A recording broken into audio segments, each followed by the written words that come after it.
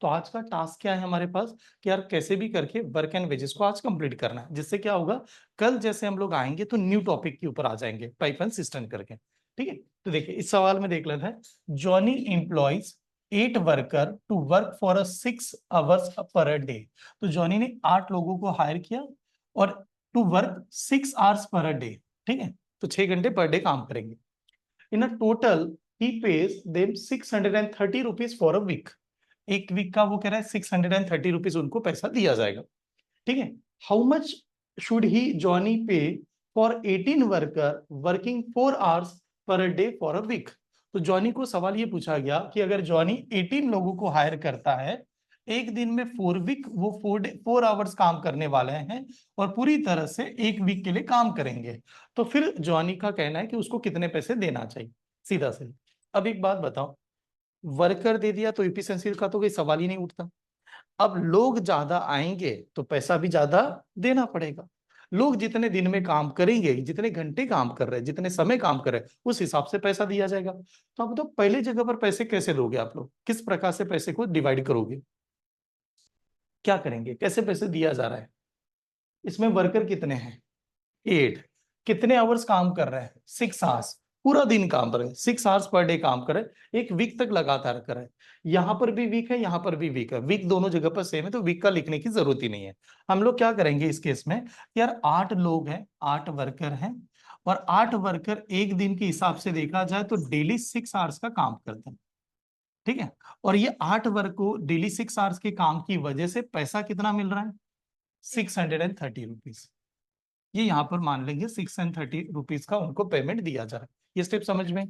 उसी केस में second case में ऐसे मान लेते हैं, वर्कर कितने हैं, 18 वर्कर हैं, और अगर 18 वर्कर है एक दिन में कितने आवर्स काम कर रहे हैं, 4 आवर्स काम कर रहे हैं, तो पैसे कितने दिए जाएंगे ये फाइंड करना है। यानी मान लो यहाँ पर ये ऐसे निकाला जाएगा। बिकॉज इस केस में क्या हुआ कि आपके पास में वर्कर अलग अलग है, टाइम अलग अलग है। तो कभी कभार ये होता है ना कि जैसे मैंने आपको कहा, जब वर्कर की बात होती है कितने समय के लिए वो काम करते हैं इसके ऊपर डिपेंड हो जाएगा। तो दैट केस हम लोग ऐसे बनाएंगे। और अभी जब ये सॉल्व करने की बारी आएगी, आमने सामने division, up down division and cross is a multiplication. ये यार ऐसे लिखा है मैंने, ये तो वैसे भी कैंसिल होगा, ये यहां पर कैंसिल हो रहा है। अब देख लीजिएगा 4 से कैसे कैंसिल कर सकते हैं, 4 वन जार, ये कितना 2 जार, और ये 6 है तो 6 वन जार, 6 कितना 3 जार, ये 3 होगा। जाहिर सी बात है 2 से सामने वहां पर कैंसिल करेंगे और फिर 3 से मल्टीप्लाई कर देंगे।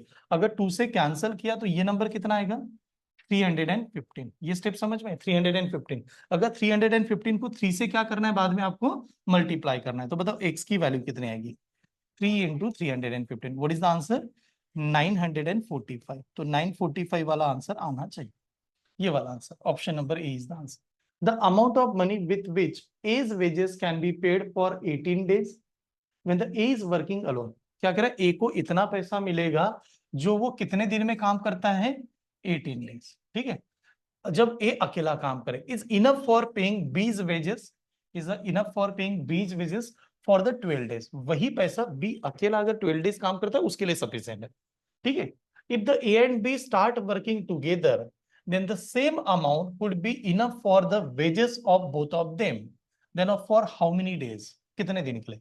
बहुत ही सिंपल सा सवाल है, लैंग्वेज उसने चेंज कर दी है। सीधा सीधा लैंग्वेज की अगर बात करें तो क्या कहना चाहता है, ए नाम का पर्सन एक कोई तो काम करता है और कितने दिन में काम कंप्लीट करता है, 18 डेज में। बी नाम का पर्सन सेम उसी काम को भी करता है, कितने दिन में काम करता है, 12 डेज में। और पैसा तो दोनों को सेम ही देंगे, क्योंकि पैसा क्या कर रहा है कि यार काम कितने कर रहे हैं, कंप्लीट कर रहे हैं, उसी के ऊपर पैसा दिया जा रहा है।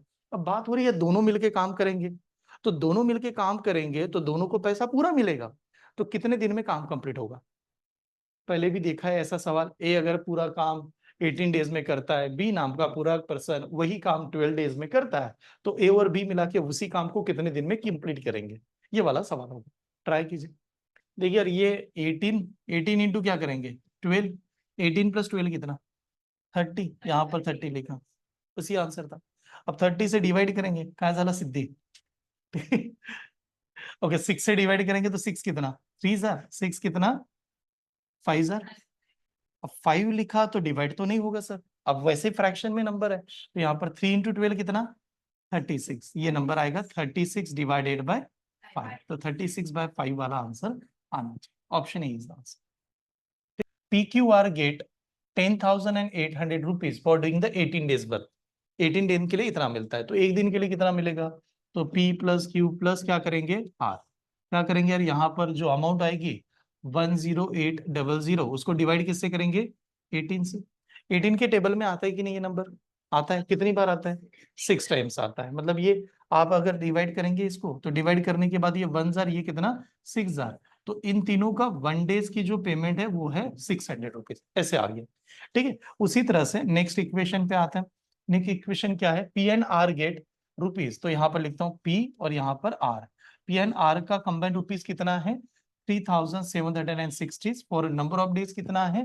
10 डेज। अब 10 से डिवाइड करोगे तो कितना आएगा? सीधा 376, ये आ गया दोनों का कंबाइंड। ठीक है, अब करें while Q&R, Q plus R, तो Q&R को कितना दे दिया? Q&R को दे दिया 6080, कितने दिन का? 20 डेज का। तो 20 का मतलब यहाँ पर 00 से तो कैंसिल किया, 2 से डिवाइड करेंगे तो कितना आएगा? 304। ठीक है, ऐसे बना। अब इन्होंने क्या पूछा? The amount received by R per day, R को कितना दिन, एक दिन का पैसा कितना मिलेगा? तो सीधी बात देखिए, यहाँ पर दो आ रहे हैं, आ रहे हैं कि नहीं? तो अगर हम लोगों ने इनको ऐड किया, इन दोनों नंबर को ऐड किया, हाँ यहाँ पर इक्वेशन के तहत, यानी ये नंबर और ये नंबर दोनों का क्या होगा? एडिशन। अब एडिशन करेंगे तो क्या इक्वेशन बनेगा ये पहले सोच ले। पी आया, क्यू भी आया, बट आर कितनी बार आएगा? 2 बार आएगा। मतलब इक्वेशन क्या बनेगा? P plus Q plus 2R। ठीक है, बनेगा। इसमें से क्या करेंगे? ऊपर वाला इक्वेशन क्या करेंगे? माइनस करेंगे। ऊपर वाला इक्वेशन माइनस करेंगे तो क्या होगा? P plus Q plus R minus किया, तो 2R में से एक R तो चला गया, तो किसकी वैल्यू मिलेगी? R की वैल्यू मिलेगी। फिर आपको सर इनकी एडिशन में से माइनस करना है। सिंपल सिंपल लगाते हैं, मोटा मोटा कैलकुलेशन करते हैं। 600 300 प्लस 300 600, तो 600 में से 600 चला ही गया, और 600 में से 600 चला गया, तो यहां पर कितना? 76, 76 प्लस 4 कितना? 80। तो आर की वैल्यू है 80, एक दिन का पैसा 80 रुपए मिलेगा, तो 80 यानी सी ऑप्शन ऐसा होता है उसकी। वेजेस ऑफ 44 वुमन, यानी 44 वुमन है, ठीक है, फॉर 56 डेज, हाँ, कम्स टू 29,568 रुपीज। यानी इसका मतलब वो 44 वुमन डेली काम करे, और कितने दिन तक काम कर रही है? 56 डेज तक, तो पैसा इतना देगा। ठीक है, पैसे इतने देगा। How many men are needed, कितने मेन लगेंगे for 47 days to receive of rupees 16,920? Men कितने लगेंगे? इतने 47 डेज के लिए काम करना है, इतना पैसा दिया जाएगा, ये सवाल है। ठीक है, बना तो लेते थे, लेकिन आगे कंडीशन क्या है? If the daily wages of a man being 5 times of those woman, तो एक मैन जो है वो कितने वुमन के बराबर है? 5 वुमन के बराबर है। एक मैन जो है 5 वुमन के बराबर है। ठीक है, तो अब हमें क्या करता है, पहले नहीं क्या, वुमन ही निकाल लेता है। सीधा सीधा क्या निकालेंगे? वुमन की वैल्यू निकालेंगे। अब वुमन की वैल्यू ऐसे मान लो, वुमन की वैल्यू 5 आई, तो मेन कितना? 1।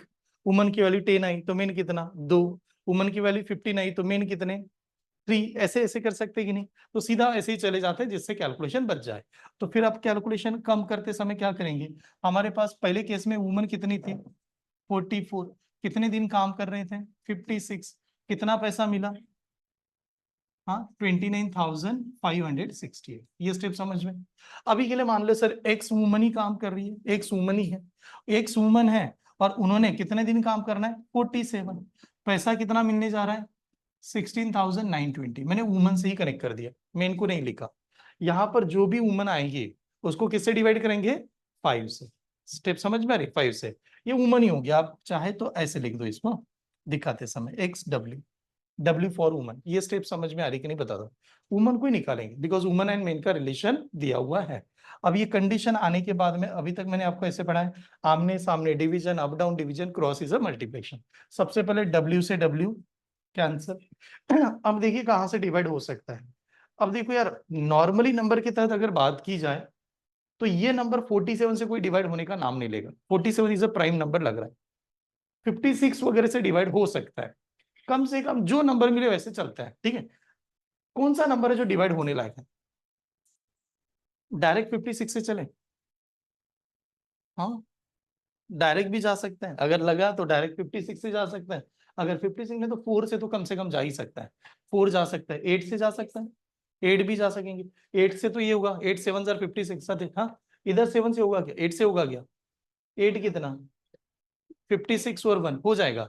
तो चलो 8 से डिवाइड कर दिया, 8 कितना 7 जार, ठीक है 8 7 जार, हाँ यहाँ पर 8 कर दिया, 8 7 जार, यहाँ पर 8 कितना 3 जार 24, ठीक है 24 जाने के बाद बचा कितना 5, 5 बचा, 5 के ऊपर 5 55, तो 8 कितना लगाएंगे 6 जार, 8 6 जार, 8 6 जार कितना 48, 48 जाने के बाद बचा कितना 7 बचेगा, और 7 के ऊपर 6 76, तो 8 9 जार, 8 9 जार कितना 72, 72 72 जाने के बाद बचा कितना 4, 4 के ऊपर 8 48, हाँ तो 8 कितना 6 जार, यहां तक आ गए, ठीक है ये क्लियर हुआ, यहां तक आए, हाँ 7 तो है। अब थोड़ा देख लो 7 से नंबर डिवाइड हो सकता है क्या, ये भी चेक कर लेते हैं, आमने सामने डिवीजन है, अप डाउन डिवीजन है, चेक कर लेते हैं। 7 से 7 35 तो जाएगा, 35 जाएगा कि नहीं, 35 जाने के बाद 1 बचेगा, 1 के ऊपर यानी 7 कितना 14 जाएगा, 14 जाने के बाद बचा कितना, 14 जाने के बाद बचा कितना 5 जाएगा, 7 से भी जाएगा। चलो अगर 7 से ही मान लेते हैं तो 7 1 जार 7, ये 7 5 जार 35, 1 बचा, 7 2 जार 14, 14 जाने के बाद बचा कितना 5, और 5 के ऊपर 6 7 8 जार, ठीक है ये ऐसे आ गया। चलो ये आया 44 के हिसाब से, इसको देख लेते हैं 44 के हिसाब से, थोड़ा ध्यान से देखना यहाँ पर कैलकुलेशन। 40 को अगर मैंने 5 से मल्टीप्लाई, 40 500 के पास जा सकता है क्या, हाँ 22 से, 11 से भी होगा, 11 से होगा, 22 से भी होगा। चलो अगर मान लो 11 से डिवाइड कर दे, 11 से करेंगे तो ये कितना 4 जार, 11 कितना 4 जार, 11 4 जार 44, 44 जाने के बाद बचा कितना 8 ही बचेगा, 11 8 जार, ठीक है 4 से डिवाइड करेंगे तो ये कितना 12 जार, ये 12 आ गया, ठीक है 12 आया। यहां तक पूरा ऊपर का कैलकुलेशन कैंसिल हुआ है। अब इसे हैंडल करता है, 12 1 जार 12, 12 1 जार 12, 12 जाने के बाद बचा कितना 4, 4 के ऊपर 9, तो 12 कितना 14, 4 जार 12 4 जार कितना 48, 48 के ऊपर 1, 1 और ये 12 1 जार, तो 1 0 ये आया होगा। इस नंबर को 47 से क्या करेंगे डिवाइड करेंगे, तो x की जो वैल्यू आएगी वो आएगी 1410 डिवाइडेड बाय 47। अब ये सिर्फ इतना देख लो कि ये जीरो को तो जाने देते हैं, जीरो का कोई मतलब नहीं, जीरो को हम लोग साइड में रख देते हैं। 7 से ऐसा कौन सा नंबर है जो मल्टीप्लाई करने के बाद 1 आता है, 7 से ऐसे कौन सा नंबर है मल्टी 3 आएगा, 3 आएगा कि नहीं, तो ये 1 जार, ये कितना 3 जार 30, तो x की वैल्यू कितनी आ गई 30, वुमन कितनी लगेगी 30, वुमन कितनी लगेगी 30, मेन कितने लगेंगे 6, क्योंकि 30 को किससे डिवाइड करना है 5 से डिवाइड करना है, तो मेन की वैल्यू जो है वो 6 लगनी चाहिए।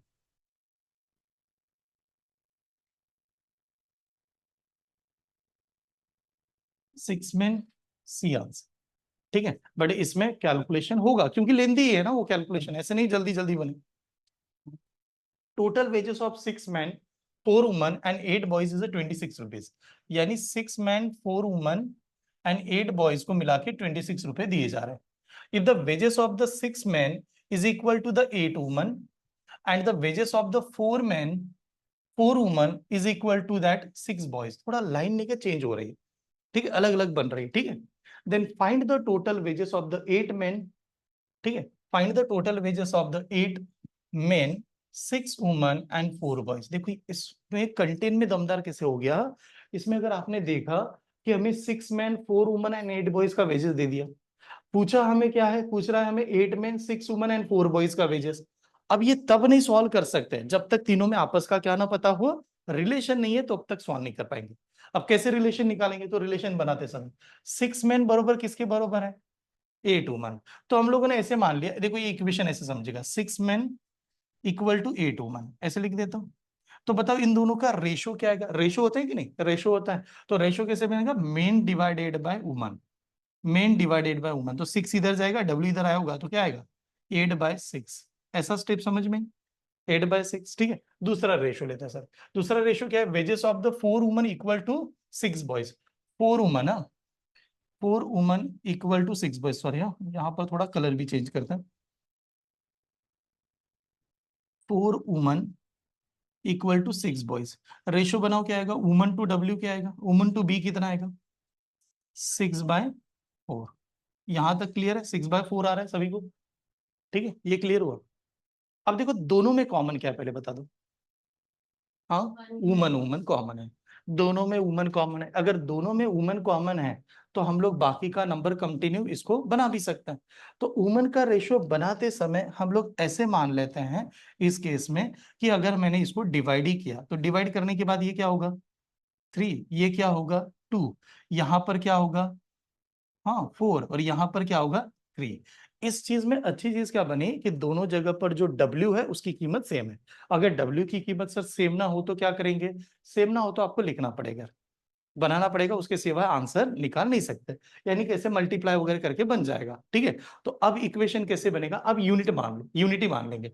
कैसे यूनिट मानेंगे देखिए, अब सवाल हमारे लिए आसान ऐसे बनेगा, यहां पर मेन कितने हैं 6, एक मेन की वैल्यू कितनी है 4, 4 इंटू 6 कितना 24, 4 इंटू 6 कितना 24। ठीक है, यहां पर वुमन कितनी है 4, एक वुमन की वैल्यू कितनी 3, 3 इंटू 4 कितना 12। यहां तक समझ में आ रहा है? प्लस बॉयज की वैल्यू लिखते हैं 8 बॉयज, बॉयज की कीमत कितनी 2, 8 इंटू 2 कितना 16, ये बनेगा यूनिट। इनको पैसे कितने दे दिए गए 26। चलो यहां तक स्टेप समझ में आई कि नहीं बता दीजिए। ये क्लियर है? ऐसे हम लोगों ने लिख दिया। अब हमें जो फाइंड करना है उसके ऊपर आते हैं। 8 मेन बता रहा था और एक मेन की वैल्यू कितनी है 4 की, 4 इंटू 8 कितना 32, प्लस यहां पर लगा 6 वुमन बताए, वुमन की वैल्यू 3 है, 3 इंटू 6 कितना 18, प्लस बॉयज कितने 4, 4 इंटू 2, 4 इंटू 2 कितना 8। इसका पैसा कितना आएगा, ऐसे सवाल बन जाएगा। पहले देखिए समझे और ये क्लियर हुआ कि नहीं पहले बताइएगा। यहां तक समझ में आया कि नहीं देख लो। अब वैल्यू आपको सिर्फ देखना पड़ेगा, आपको एडिशन कितना, बताओ दोनों की एडिशन कितनी, ये ऐसे देख लो, ये कितना 40, और 40 प्लस 12 कितना 52। यानी मैंने यहां पर 52 लिखा, ये 52 का एग्जैक्टली क्या है आधा है, 52 का आधा है, तो इसका आधा ही पैसे होगा। अब ये इसमें ऐड करोगे तो कितना होगा 40, और 40 प्लस 18 कितना 58, और 58 का आधा कितना, 58 का आधा कितना हाँ 29, तो 29 रुपए उसको जाना पड़ता, तो 29 वाला ऑप्शन कौन सा, डी इज द आंसर, ये वाला आंसर। ठीक है, बट इसे एक आईएमपी कर देना, बिकॉज ये वाला कंटेंट में आपको रेशियो के हिसाब से ही चाहिए। ऐसा क्या लगता है, मतलब सब कुछ इतना सॉल्व करना चाहिए क्या? नहीं, कभी भी जो एग्जाम्पल में बहुत सारी वैल्यू दी है वो पूरा कभी भी नहीं सॉल्व करते, एक वैल्यू निकालते बस। देखो इसमें क्या दिया, PQR gate 1105 rupees for doing the job complete together while working alone, and PQR need 7 days, 8 days, 11 days respectively to complete the job. Then the what could be the share of the each, सभी को क्या क्या पैसे मिलेंगे। देखो पहले समझ लो, ऐसा नंबर निकालो जो 7 से 8 से और 11 से डिवाइड होता है, 7 8 एंड 11 से डिवाइड होने वाला नंबर कौन सा नंबर है, कोई तो नंबर ही नहीं नजर आएगा, आ तो नहीं सकता। ठीक है, कुछ लग ही नहीं रहा। तो एक काम करता हूँ, अगर 7 8 से अगर नंबर नहीं आ रहा है तो वर्क क्या होगा, जैसे हम लोग हमेशा जो काम करते हैं, वर्क क्या होगा 7 इंटू 8 इंटू 11, ऐसे ही होगा ना, वर्क तो इतना ही होगा। अगर ये वर्क है तो P एक दिन में कितना काम करेगा, तो P पूरा काम कितने दिन में करता है 7। अगर मैंने इसको 7 से डिवाइड किया तो P का टाइम क्या आएगा 88, सीधा 88। नहीं तो 88 को भी सिंपली कर देते हैं, 88 को क्या लिखेंगे, 88 को ऐसे लिखेंगे 8 इंटू कितना 11। ठीक है, आप बताओ यहां पर किसका टाइम निकालना है, क्यू का। अब क्यू को एक दिन में कितना काम करेगा, तो क्यू का कैसे आएगा, 8 से कैंसिल होगा तो 7 कितना 11, ऐसे आया होगा। आर के लिए निकालना है तो आर को क्या करोगे यार, 7 इंटू कितना 8, ऐसे आ गया। ठीक है, अब जो भी पैसे डिवाइड होगा वो पी क्यू आर में होना चाहिए सभी को। अब पैसे डिवाइड होते समय एक छोटी सी कंडीशन है, पी को जो भी पैसा मिलेगा वो 11 से डिवाइड हो, और 11 से भी डिवाइड हो और 8 से भी डिवाइड हो, तो वो पी को पैसा देंगे। तो अब मैंने सिर्फ पी को ही ध्यान से देगा, मैंने हम लोगों ने कहा कि सिर्फ पी को ही चेक कर ले सर। अब पी की वैल्यू ये 11 से डिवाइड होती है, ये वाली 11 से डिवाइड होती है क्या, नहीं, तो ये बी वाला ऑप्शन हमारा पहले ही कैंसिल हुआ। सी में चलेंगे, पी की वैल्यू 11 से डिवाइड होती है क्या, ये नहीं होती, आप देख लेना 11 से होगा क्या, नहीं, ये वाला सी वाला कैंसिल। डी में चले, ये नंबर 11 से डिवाइड होता है क्या, नहीं होता है, तो what is the answer, option Parthiv was appointed for 100 day job. तो इसको अपॉइंट किया गया 100 डे जॉब के लिए, हाँ ऐसा समझिए।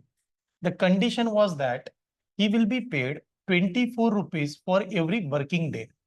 जितने भी वर्किंग डे आएंगे उसको 24 रुपीज उसको पर डे के हिसाब से पैसे जाएंगे। But he will be also find 12 rupees for every absent. जब वो अपसेंट है तो 12 रुपीज भी डिडक्ट होगा, हाँ उसके से। अब ये बताने के बाद में ये बताया गया at the and he got 420 rupees. मतलब जो भी कैलकुलेशन होगा एंडिंग में कितना मिला, 420, ऐसे मान लो। For how many days he was absent. Absent कितने दिनों के लिए था, इसने प्रेजेंट नहीं पूछा, इसने क्या पूछा, अपसेंट कितने दिनों के लिए था। लॉजिक देखिए आप, अगर मान लो 100 डेज है, 30 डेज अपसेंट है सर, तो 30 डेज अपसेंट है तो 30 डे का पैसा क्या होगा, लेस होगा। तो प्रेजेंट कितना, 70, प्रेजेंट 70, यानी 30 उठाएंगे 100 में से माइनस करेंगे ऐसे। मान लो 40 डेज अपसेंट है तो प्रेजेंट कितना, 60, आप वो 40 बताओगे तो 100 में से माइनस करोगे। 50 डेज अपसेंट है तो प्रेजेंट कितना, 50, बार बार ऐसे कर रहे हैं। तो अब हमारा जो कंडीशन आएगी वो ऐसे लिखेंगे, 100 डेज हमें आना है, अपसेंट की वैल्यू x लिख देता हूं, अपसेंट की वैल्यू x, तो प्रेजेंट की वैल्यू, हाँ 100 माइनस एक्स, ये नंबर इधर जाएगा तो क्या करेगा, माइनस, तो प्रेजेंट होगा 100 माइनस एक्स। चलो ये स्टेप समझ में है कि नहीं बता दो। ये प्रेजेंट, ये अपसेंट है, ये प्रेजेंट है, क्योंकि प्रेजेंट को हमें फाइंड नहीं करना है, अपसेंट को ही फाइंड करना है।